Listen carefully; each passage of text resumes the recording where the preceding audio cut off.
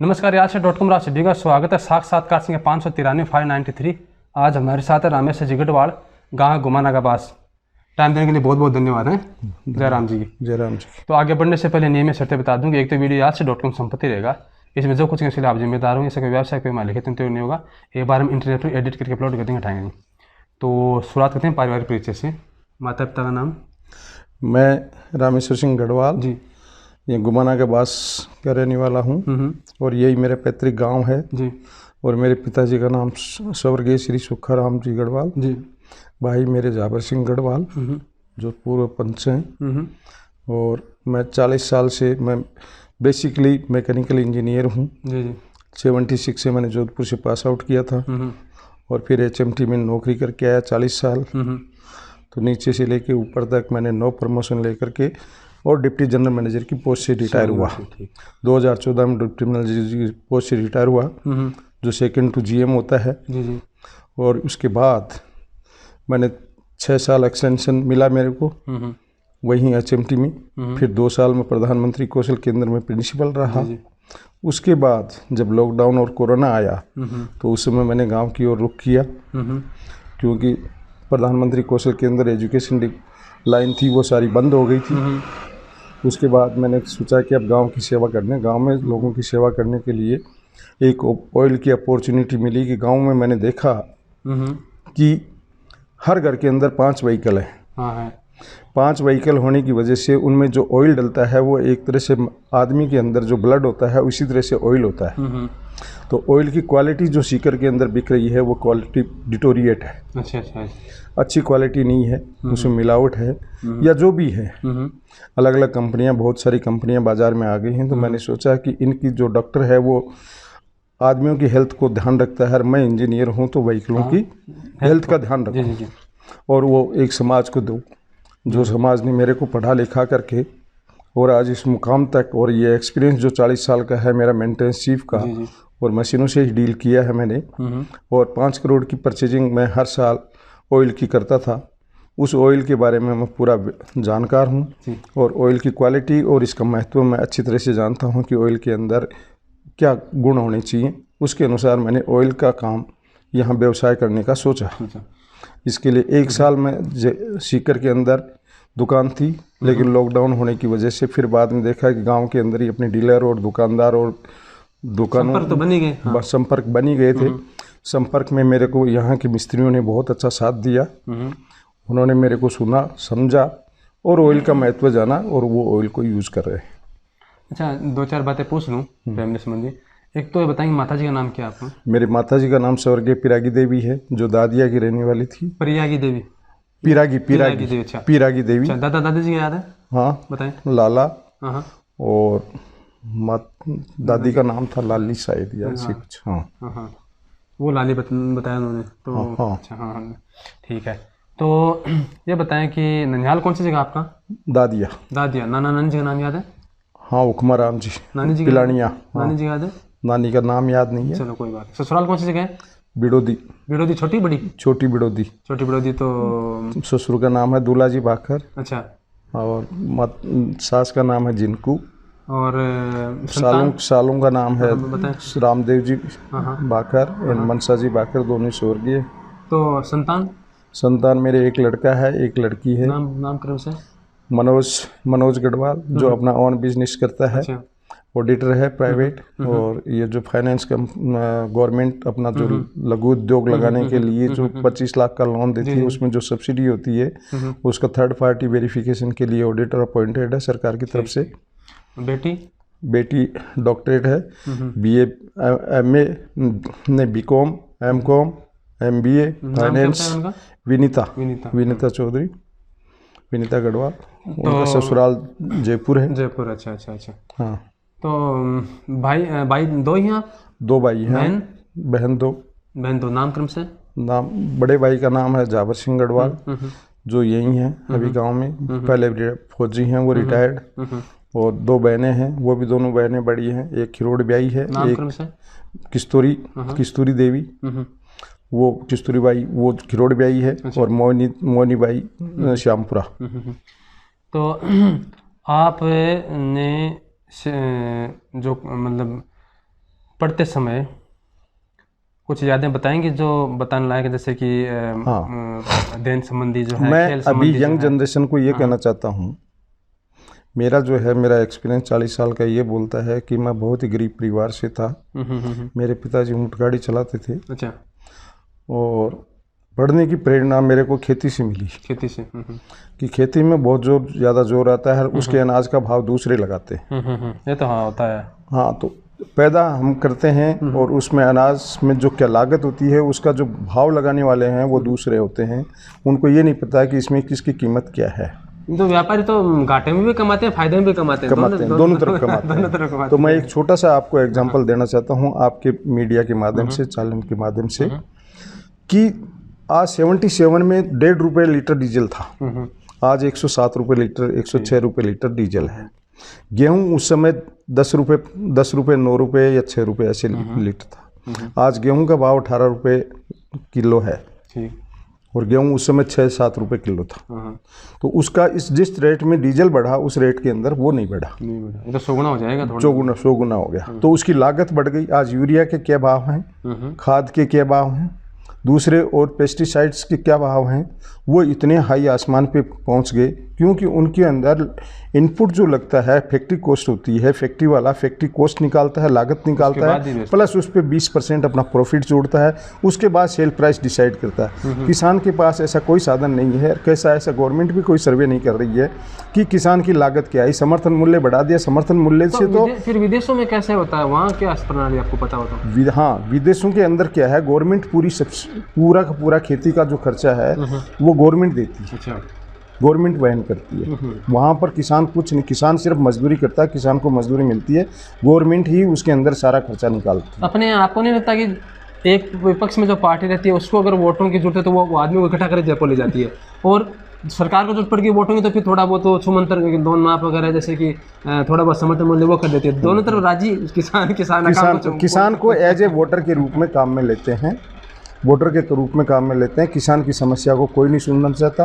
किसान की समस्या को मैं ये कहना चाहता हूँ कि टीवी के ऊपर जितने भी डिबेट्स आती हैं उनके अंदर किसी किसान और साइंटिस्ट को बैठाइए आप और उससे पूछिए, उसको कभी भी नहीं बैठाते हैं। दूसरे जिनके कोई खेती नहीं है, किसान खेती नहीं करते हैं, वो डिबेट करते हैं। किसान को थोड़ी सी सब्सिडी 10,000 रुपये माफ़ किए थे देवीलाल के समय में या किसी समय में, हमने सुना था, पढ़ते थे उस समय। तो पूरे हल्ला, व्यापारी वर्ग पूरा हल्ला मचा दिया कि 10,000 रुपये। अरे 10,000 रुपये जितने किसानों को माफ़ किया, जितना बजट अलॉट किया था, उस बजट से ज़्यादा तो एक अंबानी और अडानी को दे रखे हैं। उससे ज़्यादा कितना ही लो, और उसको सब्सिडाइज और उसको माफ भी कर देते हैं। जैसे कि घटिया बीज है, अतिवृष्टि है, अनावृष्टि है ना, ओलावृष्टि है, और उसके बाद में पाला लग जाना है, ठीक है, और आवारा पशुओं का है ना, और कीटों का भी है ना, टिड्डियों का है, काफ़ी तरह का रहता है। लेकिन उसके बाद में जैसे कि बंजर भूमि हो गया, पानी कमी हो गई, है ना जी। तो लेकिन ऐसा नहीं लगता कि आपको जैसे कि अब फौज के काम जो है, फौज के फैसले फौज की समिति ले, ठीक है, जैसे अध्यापकों की समिति, जैसे किसानों की भी फिर किसानों की समिति हो। जब किसानों की समिति हो, लेकिन उसके अंदर लर्नेड जो साइंटिस्ट जो होते हैं, बुद्धिजीवी को कानून बनाना कोई हर किसी के बस की नहीं है। एनालिसिस करना हर किसान के बस की नहीं है। वो हर आदमी अपनी एक दायरा है, छोटा सा दायरा है। वो आज यहाँ राजस्थान में क्या हो रहा है, केरला में क्या हो रहा है, केरला किसान की क्या है, ये ज्ञान होना भी बहुत ज़रूरी है कि एमपी में क्या किसान की हालत है, वहाँ का क्लाइमेट कैसा है, वहाँ का किस तरह, चारों तरफ का देख करके एक सेंट्रलाइज पॉलिसी बनती है। लेकिन एक लोकल है। मेरा तो इसमें ये सुझाव है कि किसानों को आज की तारीख में हमारे पेट की बीमारी नहीं है कि पेट के सर्वाइवल के लिए हम खेती करते हैं, हम व्यापार के लिए और क्वालिटी ऑफ लाइफ के लिए आज की तारीख में हम जीना चाहते हैं। वो ज़माना गया कि जिस समय हमें सर्वाइवल का टाइम था कि हमें नौकरी चाहिए, हमारे पेट के लिए चाहिए, वो चाहिए, खाने के लिए अनाज चाहिए, वो खाना अनाज बहुत सड़ता है। लेकिन मैं ये कहता हूँ कि अनाज उतना वो ऐसा पैदा करो और उसको वैल्यू एडेड करो। वैल्यू एडेड का मतलब कि आपने जैसे कि चना बोया तो उसको दाल बनाओ, और उसके छोटे छोटे गांव में एक सोसाइटी बना करके स्टोरेज करो। जिस तरह से उससे तो नहीं लड़ सकते कि हम व्यापारी वर्ग से तो, और इस सिस्टम को भी नहीं बदल सकते डिमांड एंड सप्लाई का। जिस समय पैदा होती है उस समय भाव कम होते हैं, 2 महीने में उसके ऊपर सोने की अबरख चढ़ा देता है व्यापारी आड़तिया, और उसके भाव को दुगना कर देता है, और हमें फिर वही खरीदना पड़ता है। आम आदमी को जो शहर में या मिडिल क्लास जो सर्विस क्लास है उसको वही भाव खरीदने पड़ते हैं, और वो किसानों पे चलाते हैं, यार इतने भाव हो गए, इतने भाव हो गए। ये नहीं होना चाहिए। इसके लिए यहाँ पर किसानों को डायरेक्ट अगर फ़ायदा देना है तो मेरा तो यही सजेस्ट है, किसानों को सजेशन है कि आप सामुदायिक रूप से एक स्टोरेज बनाओ, उसके अंदर स्टोर कीजिए जिस समय पैदा हो गई। जिस किसान को, अगर छोटे किसान है और कोई किसान है, तो वो पैसा वहाँ जमा करा दे, एक सोसाइटी के रूप में एक फंड जनरेट हो जाएगा। वहाँ से उसको 10,000 या 5,000 रुपये जो भी चाहिए वो अपने खर्चे, घर खर्चे के लिए ले आवे और फसल को वहाँ रख दे। उसी समय बेचना चाहिए तो जो बाजार भाव है उस हिसाब से बेच देवे, और दूसरा वहाँ रखना चाहे कि भाव आएगा तब बेचूंगा, तो एक सही तरीके से स्टोरेज हो जाएगा वहाँ पर, और वो सुरक्षित रहेगी, गलेगी नहीं, उसके पास स्पेस नहीं है, कुछ नहीं है। अपने यहाँ तो थोड़ा कम होता है, लेकिन महाराष्ट्र में उधर, हाँ तो उधर है तो वो कर रहे हैं, किसान आत्महत्या भी कर लेते हैं, आत्महत्या करते हैं। वो आत्महत्या करने का कारण ये है कि उनके यहाँ एक तो लागत बहुत ज़्यादा आती है, और दूसरी खेती कम है, पैदावार मतलब ज़मीन छोटी है, उसके ऊपर उनके ऊपर लोन है, अड़ उनका साहूकारूंगा। ये खेती भी उस तरह की अपने, तो जैसे बाजरा गवार में बातें तो थोड़ा खर्चा इतना नहीं होता, लेकिन वहाँ से मान लीजिए केले खेती कर ली, कोई सब्जी खेती कर ली, सौंफ जो जीरा कर ली, कुछ और कर लिया, तो उसमें हल्दी कर ली, तो अदरक, उसमें प्राकृतिक आपदा ज़्यादा आती है, प्राकृतिक आपदाएं ज़्यादा आती हैं। अपनी यहाँ प्राकृतिक आपदाओं का इतना असर नहीं पड़ता है, और अपनी वाली खेती है वो मोटी खेती है, वो कॉमर्शियल खेती नहीं है। मेन खेती फिर वो, हाँ पैसा ज़्यादा लगाना पड़ता है, पैसा उनको ज़्यादा लगाना पड़ता है। एक बार डूब गया तो फिर डूब गया तो वो गया तो पूरी की पूरी लगी। जैसे कि भेड़ के अंदर एक बीमारी आ गई तो भेड़ें सारी मर जाती हैं, उसी तरह से वहाँ की फसल पूरी नष्ट हो जाती है, और उनके ऊपर वो साहूकार का बहुत ही गरीब तबका। पानी का भी तो बहुत बुरा हाल है ना, अभी पानी भी नहीं है उधर की साइड में, पानी नहीं है, अपने भी नीचे चला गया पानी, अपने भी नीचे चला गया। लेकिन ये प्रकृति का नियम है कि उस समय जहाँ होगा, वहाँ जो अपन ने भी देखा है कि जहाँ पहाड़ थे वहाँ टीले हो गए, टीले थे वहाँ पहाड़ हो गया। और डूंगरगढ़ की तरफ, बीकानेर की तरफ पानी आ गया ना। जैसलमेर में हम पढ़ते थे तो कब 20-20 साल के बच्चे हो जाते थे तो कहते थे बूंद भी नहीं गिरेगी, देखी नहीं होगी, ऊपर से बूंदे पड़ती थी, तो ये क्या बरस रहा है। आज वहाँ पानी क्या है, जालौर में देखिए पूरा पानी है, सबसे ज़्यादा 3 फसल लेता है जालौर। तो ये प्रकृति का नियम परिवर्तनशील है। बाकी दूसरा, अपन किसानों ने ही भी इसके ऊपर बहुत दुरुपयोग किया है। अच्छा, एक चीज कि अगर बरसात हो रही है तो भी हम फुहारे चलाते हैं। हाँ, वो देखा है मैंने, देखा बरसात में फुहारे चलाएंगे, मीटर आएंगे। अरे बिजली बचाओ, जल बचाओ, जल को जितना संचित करोगे उतना करो। रोड भी वैसे ही फूट रही है, वैसे ही फूट रही, बस। एक चीज और बहुत बुरा है कि जैसे कि मान लीजिए कोई संगठन होता है ना जी, एक संगठन होता है, उसकी आवाज़ दूर दूर से सुनते हैं लोग जी। अब किसानों के 300 संगठन बड़े हुए हैं, अपने अपने डपले, अपना अपना राग, तो उससे फिर सरकारों को क्या थोड़ा मौका मिल जाता है उनको तोड़ने का, कि आधे इस तरफ आधे इस तरफ, ऐसे ही हो रहा है अभी ऐसे हुआ। इसमें क्या है कारण? इसमें कारण है हमारा अनभिज्ञता, अज्ञानता, और दूसरी जगह अपने शहर को छोड़ करके, जैसे कुएं के मेंढक होते हैं ना, तो हमारी दुनिया तो यही है। तो हमने इस एनवायरनमेंट में यही सीखा। अगर यही आदमी आज सीकर जिले के 20 किलोमीटर के आदमी जो सर्वसंपन्न है, धरती का स्वर्ग है, ये स्वर्ग वाले अगर ये वहाँ बांसवाड़ा, बूंदी, उधर की साइड में जाएं जहाँ पानी नहीं है, उधर अगर 2-2 महीने 3-3 महीने रह के आवें, तो इनको फिर बाद में अक्ल आवे कि पानी का महत्व क्या है, आदमी को रहन सहन क्या है, या हमारे को एक दूसरे से प्रेम कितना चाहिए। मैंने आज 1.5 साल हो गया रेटा यहाँ आने के बाद, मैंने यही देखा है कि एक भाई दूसरे भाई के पास में बैठता नहीं है। यहाँ के जो नेता हैं एक दूसरे को लड़ाने की कोशिश करते हैं। फूट डालो राज करो, खुद साथ एक गाड़ी में घूमते हैं, खुद एक फूट डालो राज करो। 2 भाई अगर प्रेम से बोल रहे हैं तो उनके बीच में बाठा डालने में देर नहीं लगाते हैं। और यहाँ की बुद्धि इतनी क्षीण है, लोग इतने स्वार्थी हैं कि थोड़े से स्वार्थ के पीछे अपना 2 भाइयों से प्रेम को कर लेंगे, अपनी खुद का दिमाग लगाएंगे नहीं। कभी 2 भाई, मैंने तो यहाँ नहीं देखा, हमारा एक छोटा सा गुमाना का बास है जिसमें 2 भाई एक जगह बैठ रहे हों, हर भाई अपोजिट है बिल्कुल। ये विडंबना है गाँव की। ये मैं इन सब भाइयों से यही कहना चाहता हूँ, अपनी बुद्धि का उपयोग कीजिए। सब अपना अपना खाते हैं, अपना अपना कमाते हैं, कोई किसी को साथ नहीं देता, लेकिन कम से कम प्रेम से बोलो तो सही। अच्छा, कई बार एक कहावत है, कहते हैं गांव के लोग बड़े सरल भोले होते हैं, तो मुझे लगता है कि ये बात पूर्णतः तो सत्य नहीं है। सत्य बहुत ही ज़्यादा स्वार्थी, संकीर्ण विचार के, और सबसे ज़्यादा तेज तर्रार।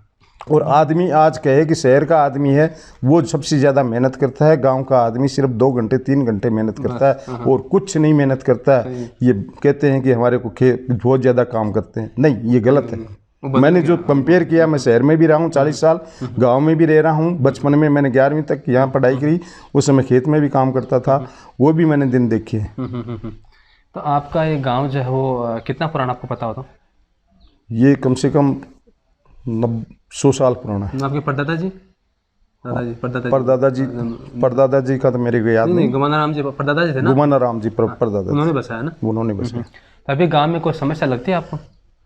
गांव में अभी तो कोई समस्या नहीं है। हमारा गांव सबसे सुंदर और सबसे साफ सुथरा है। साफ सुथरा भी यहाँ देखा। हाँ, साफ सुथरा इसलिए है कि मैं आया जब यहाँ पर पूरे के पूरे यहाँ पर दमासा जो ये बंजर घास फूस ये था, तो सबसे पहले आते ही मैंने ये किया कि मैंने मेरे खुद से 500 रुपये का एक मजदूर दे करके और 7 लग करके खुद और पूरे गांव में सफाई की, स्वयं सेवा करी।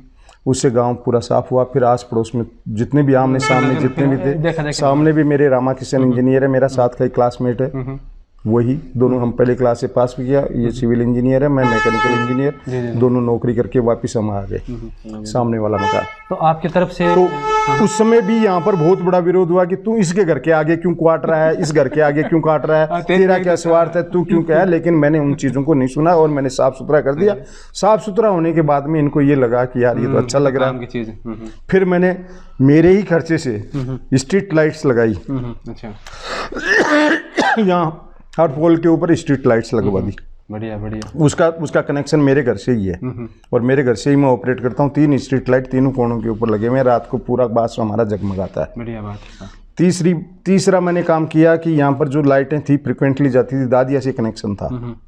वो दादिया वाला कनेक्शन, उसके ऊपर बहुत हैवी लोड था। शुरू में सब स्टेशन दादिया ही था, बाद में हमारा एक लक्ष्मणा का बास के अंदर सब स्टेशन बना, उसके ऊपर 250-300 कनेक्शन ही है, उसका लोड कम है। तो हमारे मेरे छोटे भाई हैं नरेंद्र गढ़वाल, वो ऐसी हैं, उनको मैंने रिक्वेस्ट करी।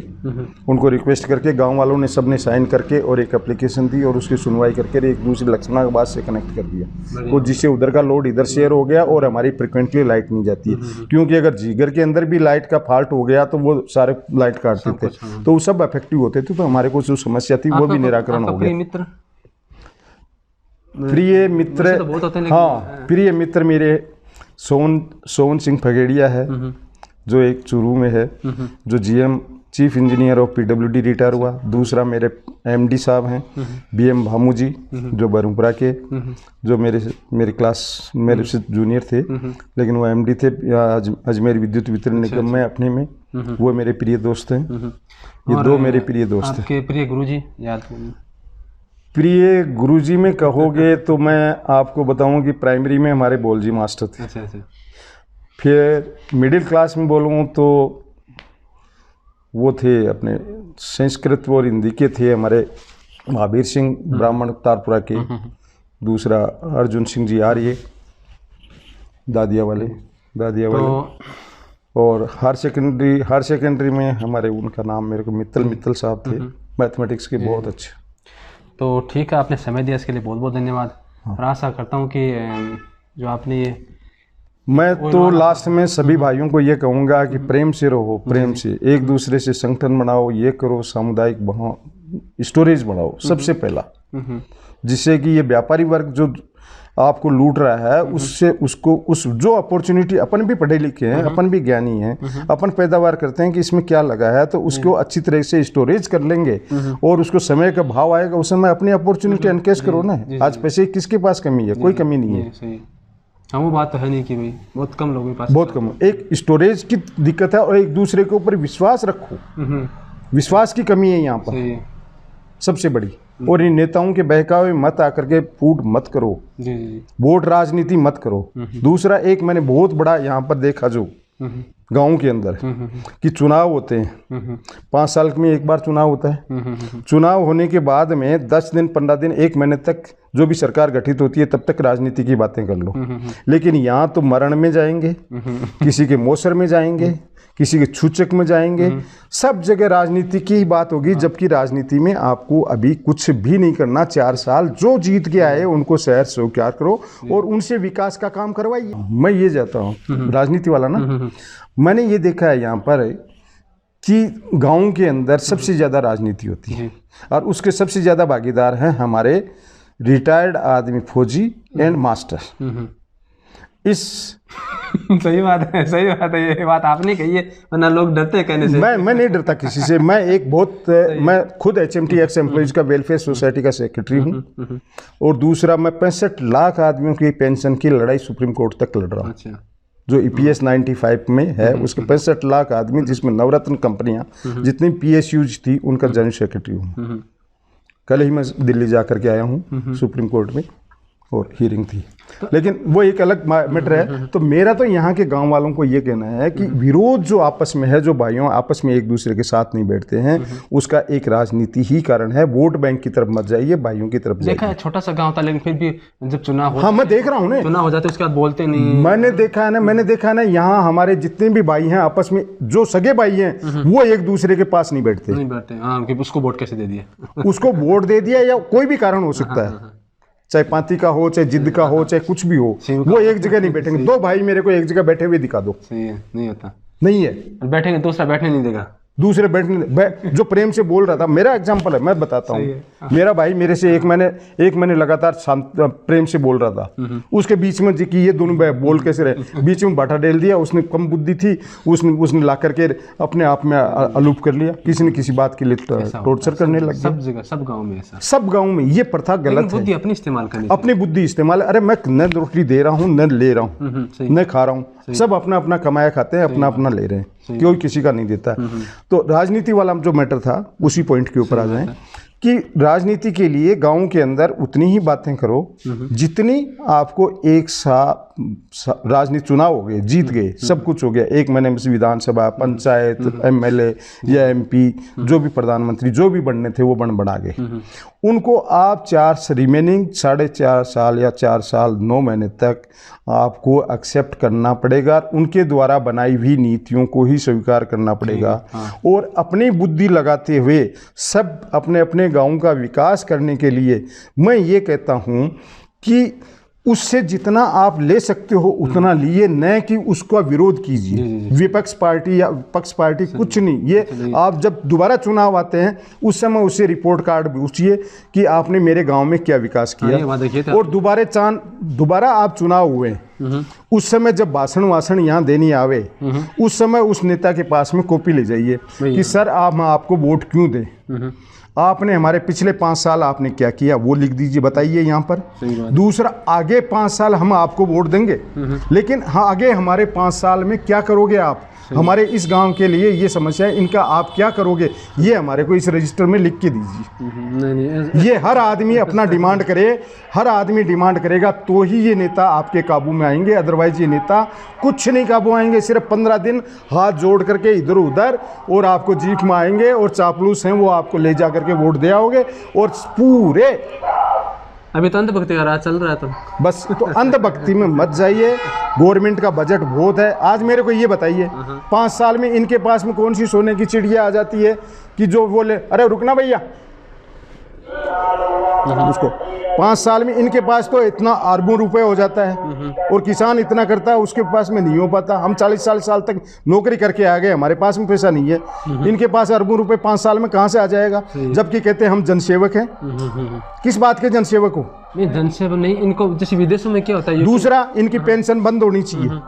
नहीं तो यूके में वो जनसेवा नहीं बोलते, वो बोलते जॉब, हम काम करें जॉब बोलते हैं। हाँ? तो यहाँ भी फिर काम बोलो ना, काम बोलो ना। इनको पूछो, इनको अभी आया था वो चाइना वाला आया था, चाइना वाला आया, बोला आपके पास में आपका धंधा क्या है, बिजनेस क्या है? बोले राजनीति।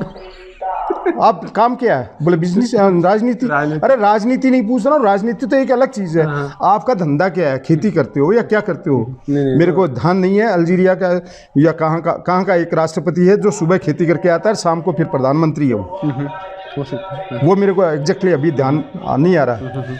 बहुत ऐसे तो अपना बेसिक धंधा बताइए ना कि भाई मैं 8 घंटे ड्यूटी की तरह है एक राजनीति तो 24 घंटे की तो है नहीं। ना। इनको 45,000 रुपए मिलते हैं राजनीति वालों को, एमपी को, कि इस सेवा के लिए। हमें बताओ 45,000 रुपए का ये कौन सा, हम जब इनके घर में जाते हैं चाय नहीं पिलाते हैं, सही है, सीधे मुंह बातें नहीं करते, सीधे मुंह बात नहीं, हम लाइन में खड़े रहते हैं।